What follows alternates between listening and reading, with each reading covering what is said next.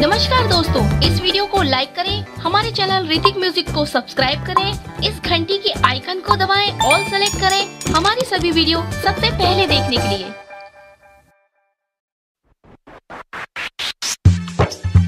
दिलवा ले गया हमारा सरस्वती पूजा में है, सरस्वती पूजा में है।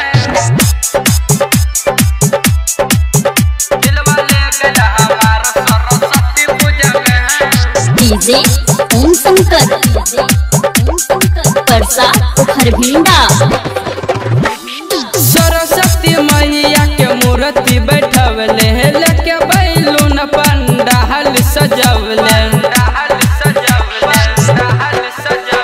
सरस्वती मैया के मूर्ति बैठवले लेके बैलून पंडाल सजवले। काहे कोई लस ध्यान नहीं लइका दूजा में, काहे कोई लस ध्यान नहीं लइका दूजा में।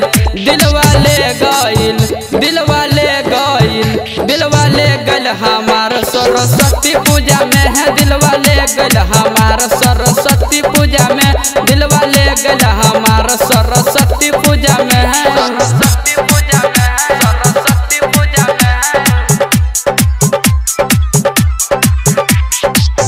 दिलवा ले गइल हमार सरस्वती पूजा में है। डीजे ओम शंकर परसा खरभिंडा। गले रहे पंडित जी से लगा के हम टीका, देखी देखी भइल ओकरा मनवा में इका, मनवा में इका। गले रहे पंडित जी से लगा के हम टीका, देखी देखी भइल ओकरा मनवा में इका।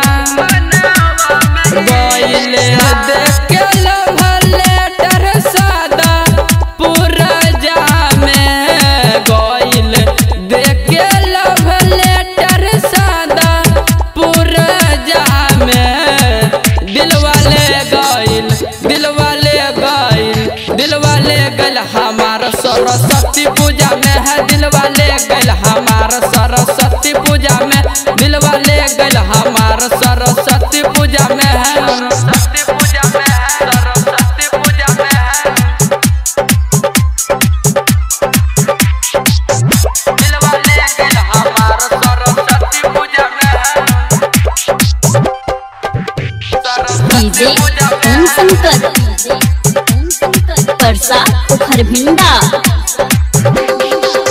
कहे सरस्वती जी से बाती अपना मान के, मांगै छै दिल भाई धीरज धड़कन के, धीरज धड़कन के। कहे सरस्वती जी से बाती अपना मान के, मांगै छै भाई दिल धीरज धड़कन के। राइटर रविन लिखले बिया सच बतिया में, काहे कैलस ध्यान नहीं लइका दूजा में। दिलवा ले गइल, दिलवा ले गइल, दिलवा ले गइल हमार सरस्वती पूजा में। दिलवा ले गइल हमार सरस्वती पूजा में, दिलवा ले गइल हमार सरस्वती पूजा में। सरस्वती मैया के मूर्ति बैठवले लेके बैलून पंडाल सजवल। काहे कैलस ध्यान नहीं लइका दूजा में, काहे कैलस ध्यान नहीं लइका दूजा में। दिलवा ले गइल, दिलवा ले गइल, दिलवा ले गइल हमार सरस्वती पूजा में है। दिलवा ले गइल हमार सरस्वती पूजा में है। दिलवा ले गइल हमार सरस्वती